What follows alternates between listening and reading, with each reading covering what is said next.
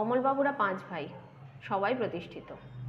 ভাই ভাই সম্পর্ক খুব ভালো, যায় যায় সবার সাথে সবার হয় না। কারোর সাথে কারোর খুব গলায় গলায় ভাব, আবার কারোর সাথে কারোর মুখ দেখা দেখি পর্যন্ত বন্ধ। অনেকের ছেলে মেয়ের বিয়ে হয়ে গেছে, বিদেশে থাকে।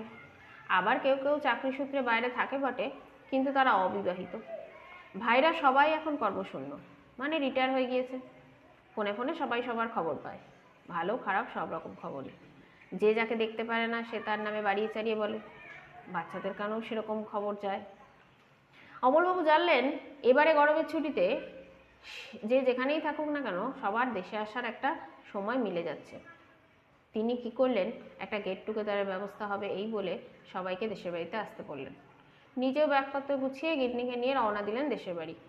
দাদা হওয়ায় অমলবাবুর কথা সবাই এখনো বেশ মানে। দেখা হলো সবার সেই বিশেষ দিনে। এত বছর পর দেখা, সব মান অভিমান ভুলে প্রণাম কোলাকুলি ভালোবাসা দেওয়া নেওয়া চলতেই থাকলো। খাওয়া দাওয়া হলো সবাই একসাথে বসে, বাড়ির বউরা থাকলো পরিবেশনায়। সবার খাওয়া হলে অমলবাবু সেই পুরনো দিনের এক একটা গল্প বলতে শুরু করলেন। আর সেখান থেকে এক একজন ভাই তারাও তাদের যা মনে আছে সেই গল্পগুলো করতে লাগলো।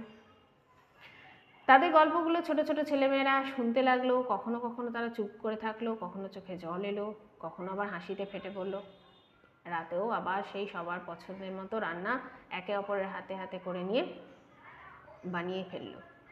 প্রত্যেকের মিষ্টি ব্যবহারে পুরো এই বাড়িটা প্রাণ ফিরে পেল।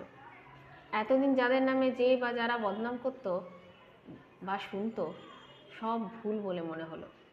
সত্যি বলতে কি, একসাথে মেলামেশা না হলে অনেকের সম্পর্কেই ভুল ধারণা জন্মায়। দেখা হওয়া, আড্ডা মারা, এগুলো সব দরকার আছে, সময় করেই করতে হয়।